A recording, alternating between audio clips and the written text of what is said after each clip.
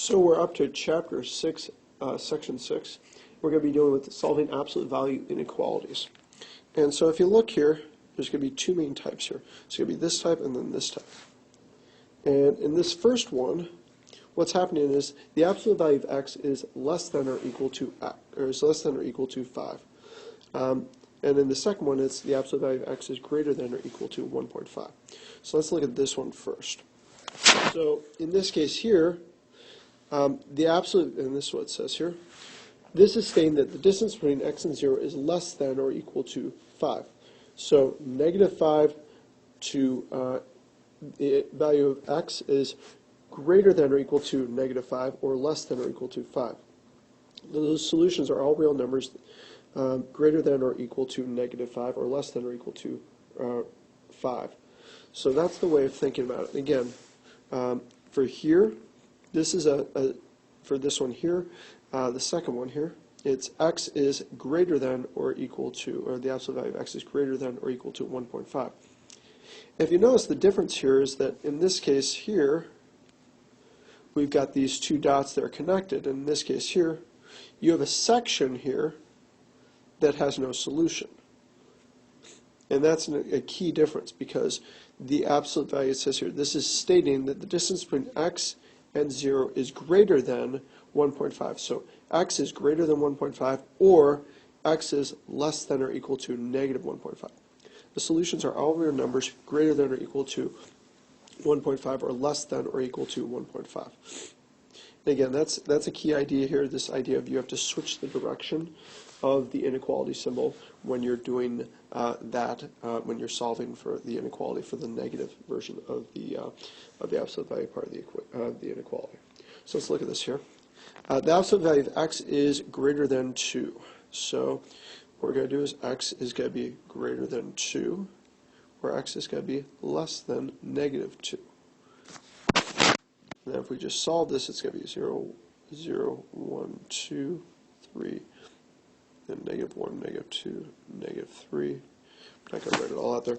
But the absolute value, so x is greater than 2. So it would be like that. Or x is less than negative 2. So you see we end up with this section that's not there. I like to check my answers. So in this case here, I'm going to plug into the original equation, which was this, or inequality, excuse me. The original inequality is this. So I'm going to plug one that's on, let's say, I'm going to plug in this number right here because it should be a solution that's negative 3.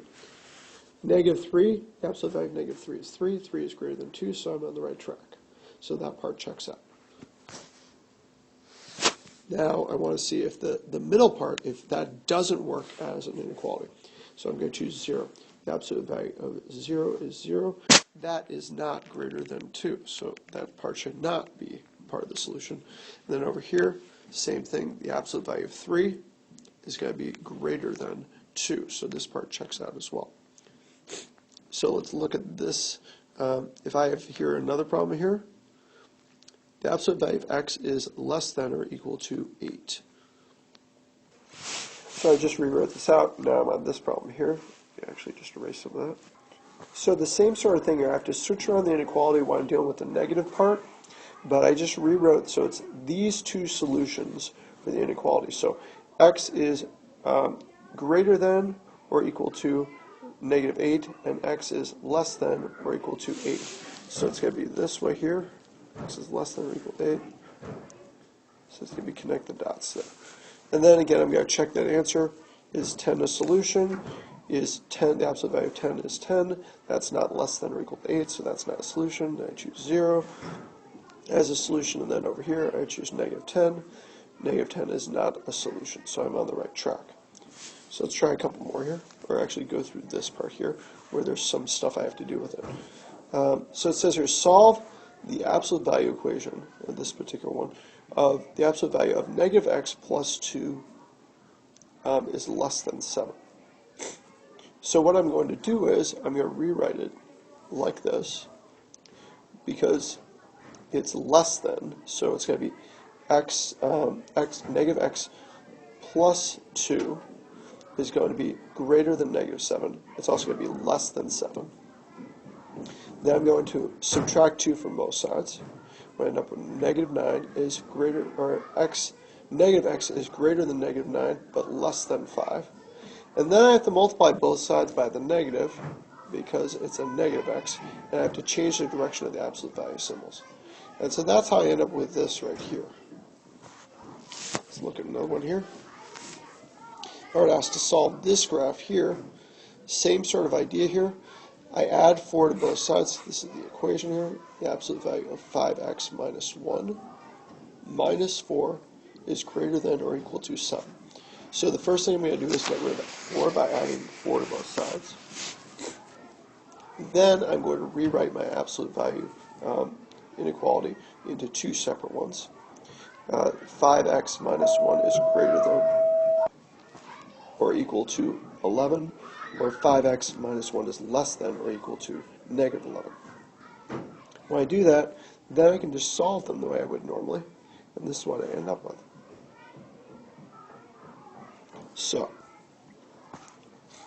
if I were to solve these two inequalities, or this inequality here, all I would do is it's x minus 4 is less than 6, and x minus 4 is, let's see here, is greater than negative 6.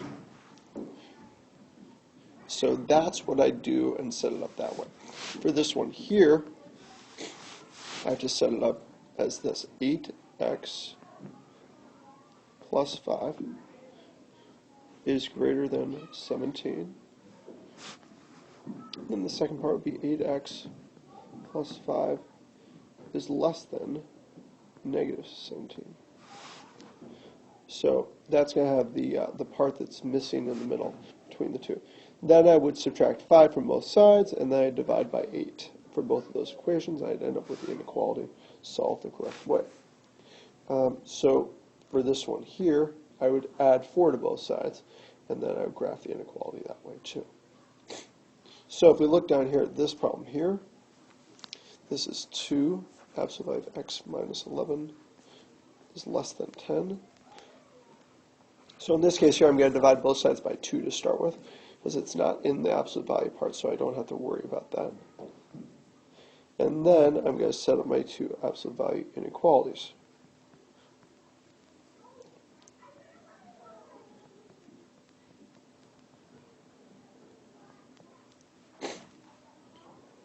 So that's 5 is 5 is greater than, or excuse me, x, the absolute value of x minus 11 is less than 5. So that's the first part. X minus 11 is less than 5, but x minus 11 is greater than negative 5. And so those are the two parts of the inequalities that I have to solve, and then graph it using that method.